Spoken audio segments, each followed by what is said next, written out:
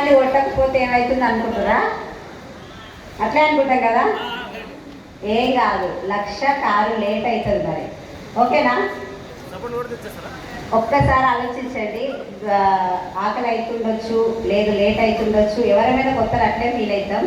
కానీ ఒక సినిమాకి వెళ్తే ఎన్ని గంటలు కూర్చుంటాం? 3 గంటల సినిమా. నిజమా సార్ కల్పితమా? మేడం, గుర్తుంటుందేనా? నిజంగా జరిగిన స్టోరీ ఉంటుందా?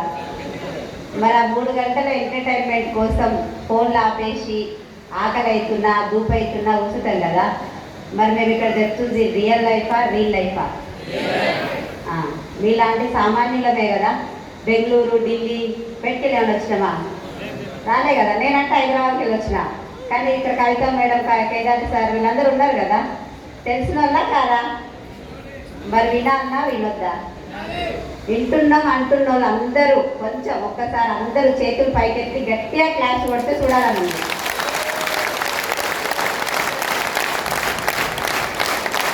Super, thank you so much. అయితే అందరూ యాక్టివ్గానే ఉన్నారు. చాలా మంది వచ్చి, నేను ఫస్ట్ టైం జడ్చర్లో వచ్చిన, చాలా హ్యాపీగా అనిపిస్తుంది ఈ మీ స్ట్రెంగ్త్ చూస్తే. Thank you so much. నా పేరు అరుంధతి రాజు. నేను బిఫోర్ వెస్టేజ్ ఒక హౌస్ వైఫ్ నండి. నాకు ఈ ప్లాట్ఫామ్ అనేది 2020లోనే తెలుసు. కానీ వింటామా?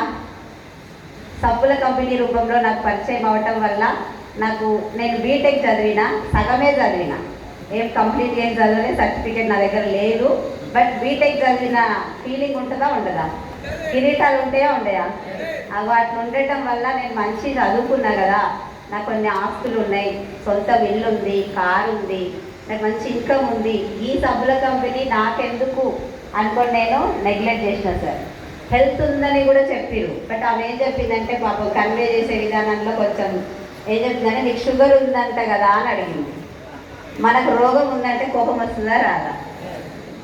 అవి అట్లా కోపం వచ్చి ఈమెకి ఎందుకు అన్న ఫీలింగ్ తోటి నేను తెలుసుకోవడానికి ఇష్టపడలేదు. నిజంగా నా ఫీలింగ్ ఏంది అంటే, నేనున్నా మంచిగానే ఉన్నా కదా, ఉన్నంతలో దేవుడిచ్చిన ఉన్నంత వరకు బాగానే ఉన్నా, నాకు ఆస్తులు ఉన్నాయి, అన్నీ ఉన్నాయి కదా, ఆరోగ్యం కూడా. షుగర్ అనేది అందరికీ ఉంది, నాకుంది అనుకున్నా సార్. నేను అట్లే అనుకుంటామా? కొత్తగా ఏమని అనుకుంటామా? కొంచెం మాట్లాడరాదురి. మళ్ళా రాను హైదరాబాద్కి వెళ్ళి మీరు మాట్లాడితేనే వస్తా. Good morning. భయం అవుతుంది సార్ అంటే సైలెంట్గా ఉంటే. మేమేమైనా మోటివేషనల్ స్పీకర్లమా?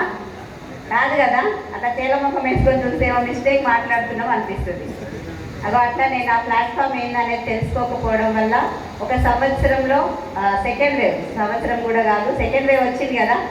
నవంబర్లో నాకు కరోనా వచ్చింది.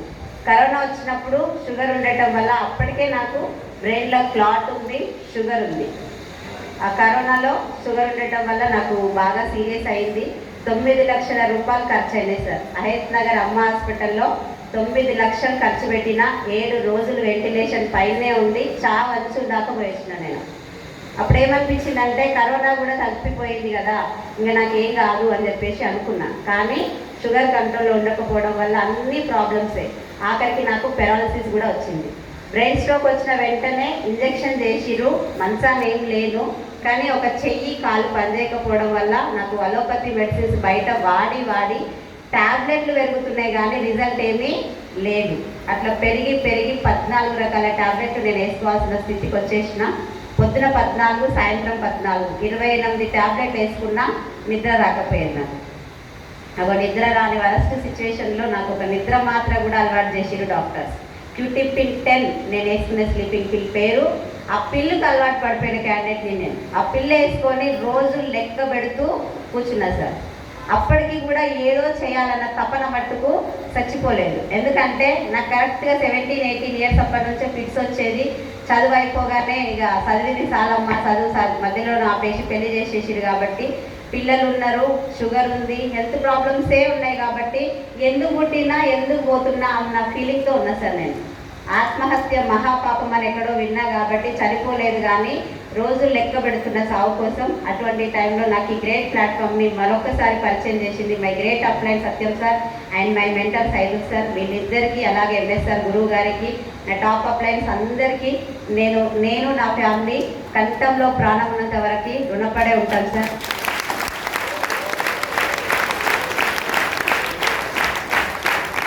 ఎందుకంటే అది వరకే నాకు ఇది బిజినెస్ అనేది తెలుసు కాబట్టి నేను వినిపించుకోలేదు. సత్యం సార్ చెప్తే ఇది బిజినెస్ అని నాకు తెలుసు అన్నా, ఇందులో ఎట్లా తక్కువైతాయి, ఒకవేళ ఇందులోనే తక్కువైనట్లయితే ఈ హాస్పిటల్స్ ఎందుకు ఉంటాయి, ఎంబీబీఎస్ ఎందుకు చదువుతారు, ఏం చెప్తున్నావు నువ్వు, అక్కడ ఏదో మందులు అమ్ముకుంటావు కదా, ఈడ కూడా అదే అమ్ముకుంటున్నావేమో అన్న ధోరణితోటే చూసిన తప్పితే అప్పుడు కూడా వినడానికి ఇష్టపడలేదు సార్. ఇప్పుడు మీకు కూడా డౌట్ ఉంటుందా ఉండదా, నూనె వాడితే ఏమవుతుంది మేడం, సబ్బు వాడితే ఏమవుతుంది అని భయపడరా?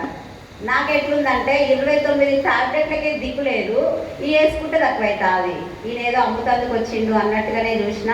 ఎందుకంటే ఈ ప్లాట్ఫామ్ ఏందో నాకు తెలుసా, నాకు ఇటువంటి ప్లాట్ఫామ్ ఉంటాయన్న విషయం కూడా తెలియదు నాకు. అటువంటి టైంలో బలవంతంగా సైదుల్ సార్ని చెప్పా పెట్టకుండా ఇంటికి తీసుకొచ్చి నాకు సైదుల్ సార్ క్లారిటీ ఇచ్చినప్పుడు మటుకు ఒక 15-20 నిమిషాల క్లారిటీ తీసుకొని నెట్వర్క్ మార్కెటింగ్లో క్వాలిటీ ప్రొడక్ట్ ఉంటుందన్న విషయం అర్థమయ్యి, ఒకవేళ ఆరోగ్యం వస్తే వస్తుంది కానీ డబ్బులు అయితే ఉన్నట్టున్నాయి, ఇన్వెస్ట్మెంట్ అవసరం లేదు, సర్టిఫికేట్ అవసరం లేదు, కమ్యూనికేషన్ అవసరం లేదు కదా, ఖాళీ ఇంట్లో కూర్చుంటే రోగం ఎక్కువైతుంది అని చెప్పేసి 5,000 మెడిసిన్ ఖర్చు కోసం జాయిన్ అయినా. ఎంతకి మాట్లాడాలి, 5,000 మెడిసిన్ ఖర్చు సార్ నాకు అప్పటికి. అప్పుడు 5,000 వస్తే చాలు అనుకొని జాయిన్ అయినా.